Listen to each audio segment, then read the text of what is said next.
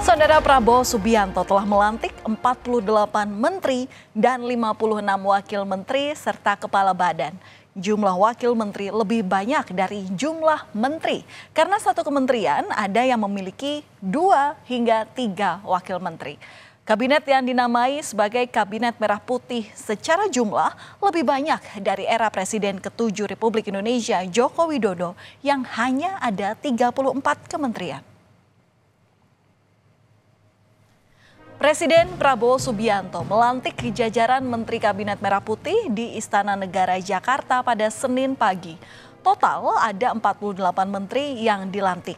Selain melantik 48 menteri, Presiden juga melantik 5 pejabat setingkat menteri, yakni Jaksa Agung, Kepala BIN, Kepala Staf Kepresidenan, Kepala Kantor Komunikasi Kepresidenan, Ketua Dewan Ekonomi Nasional, dan Wakil Kepala Staf Kepresidenan. Usai membacakan keputusan Presiden tentang pengangkatan kepala lembaga setingkat menteri, Presiden Prabowo membacakan sumpah jabatan yang diikuti oleh para menteri dan 5 pejabat setara menteri. Bahwa saya akan setia kepada Undang-Undang Dasar Negara Republik Indonesia Undang-Undang Dasar Negara Republik Indonesia tahun 1945 serta akan menjalankan segala peraturan perundang-undangan dengan seluruh-seluruhnya demi dharma bakti saya kepada bangsa dan negara. Bahwa saya dalam menjalankan tugas jabatan akan menjunjung tinggi etika jabatan.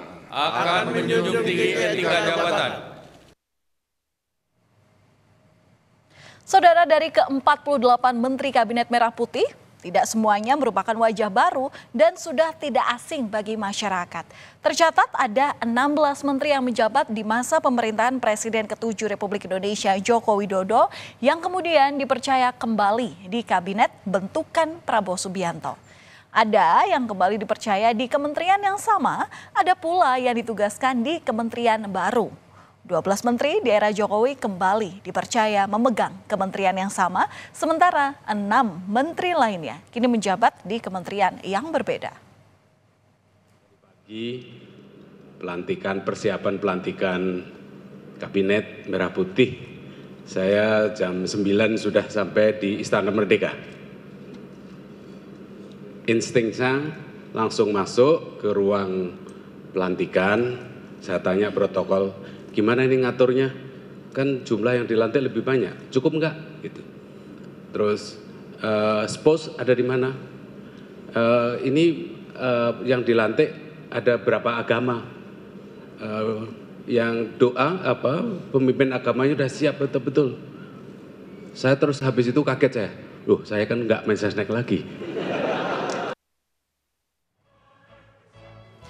Dalam acara Rapimnas Partai Gerindra 31 Agustus lalu, Prabowo menyebut menteri-menteri pilihan Jokowi adalah orang-orang hebat. Oleh sebab itu, ia berencana untuk menarik sebagian menteri hebat itu ke dalam kabinet pemerintahannya.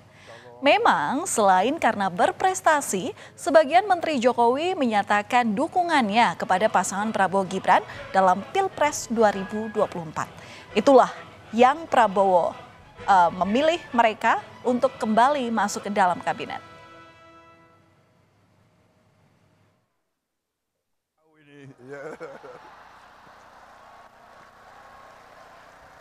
Pak, maaf Pak, karena Bapak pilih orang-orang hebat, mungkin sebagian dari mereka di kabinet saya Pak nanti ini. Tapi saya sudah tahu akal kalian. Kalau diajak Pak Jokowi, kami mendahului Pak, kami akan jemput Bapak.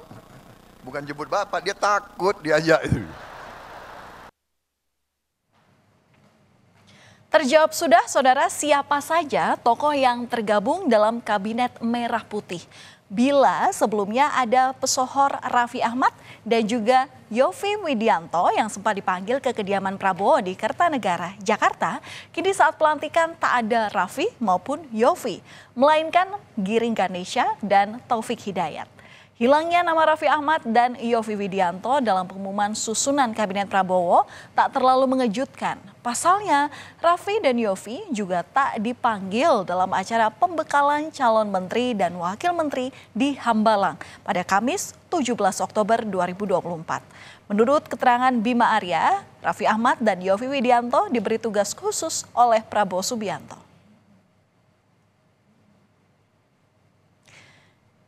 Giring Ganesa adalah mantan vokalis grup band Nidji yang beberapa tahun belakangan ini berkiprah di dunia politik dengan bergabung ke Partai Solidaritas Indonesia yang melenggang masuk Kabinet Merah Putih sebagai Wakil Menteri Kebudayaan. Dan ada mantan atlet badminton Taufik Hidayat yang kini dipercaya menjadi Wakil Menteri Pemuda dan Olahraga. Taufik pernah menjadi staf khusus Menpora Imam Nahrawi di tahun 2017 hingga 2018.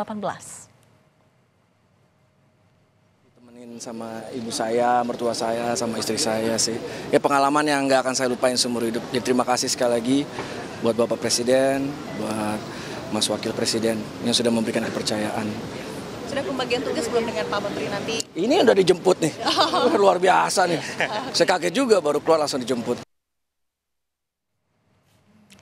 Di antara nama-nama menteri ada sejumlah sosok yang pernah berseberangan dengan Prabowo Subianto.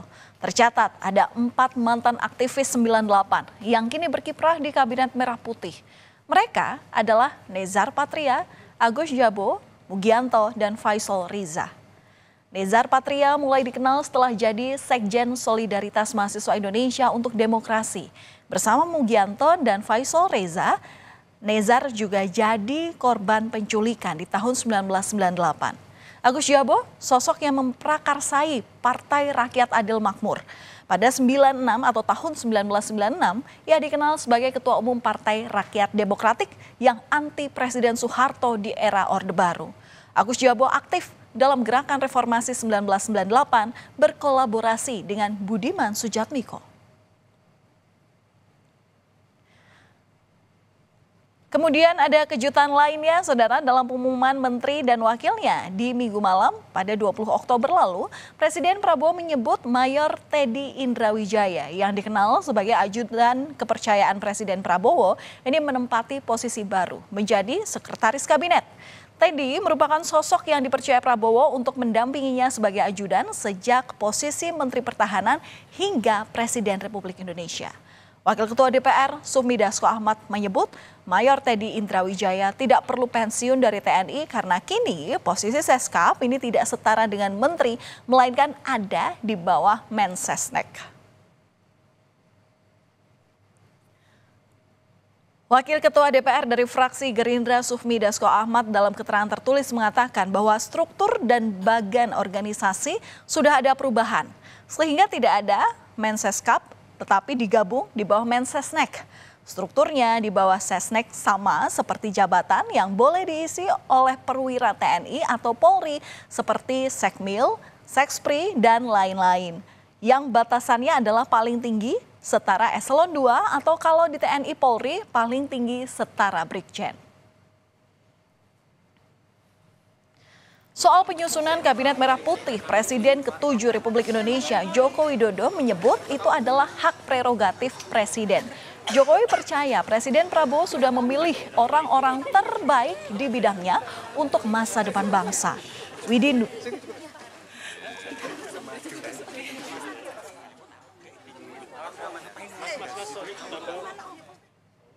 Semuanya 100% itu hak prerogatif Presiden.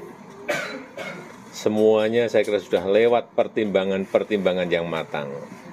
Siapapun yang telah dipilih itu pasti melalui pertimbangan-pertimbangan yang matang, melalui kalkulasi-kalkulasi yang juga matang. Saya meyakini yang dipilih Pak Prabowo adalah yang terbaik dari yang ada. Sementara itu, pengamat politik Universitas Al-Azhar Indonesia Ujang Komarudin menyoroti sejumlah permasalahan yang diharapkan bisa diatasi Kabinet Merah Putih, mulai dari hukum, pemberantasan korupsi, dan masalah ekonomi. Ujang menekankan 100 hari pertama adalah masa krusial untuk melihat kinerja awal para menteri kabinet yang baru. Menjadi instrumen yang penting untuk menjadi PR Pak Prabowo untuk ditegakkan. Sekaligus juga bagaimana pemberantasan korupsi. Dalam bidang ekonomi, tantangannya tidak mudah, sangat berat ya. Bagaimana Pak Prabowo ingin pertumbuhan ekonominya 8%, di tengah-tengah pengangguran yang banyak, di tengah-tengah PHK yang terus bergulir. Oleh karena itu ya kita tunggu apakah mereka mampu atau tidak, kita ukur ya paling tidak dalam 100 hari ke depan. Bisakah menyelesaikan persoalan hukum atau mampukah mereka menyediakan lapangan pekerjaan? Kita tunggu kinerja mereka. Kabinet Merah Putih sudah dibentuk dan diresmikan dengan pelantikan di Istana Kepresidenan Jakarta. Formasi kabinet yang dibentuk merupakan gabungan antara partai politik, para ahli atau profesional, loyalis, dan relawan atau tim sukses saat kontestasi Pilpres lalu.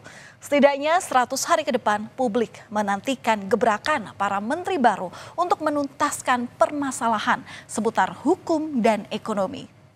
Selamat bertugas para menteri dan wakilnya di Kabinet Merah Putih.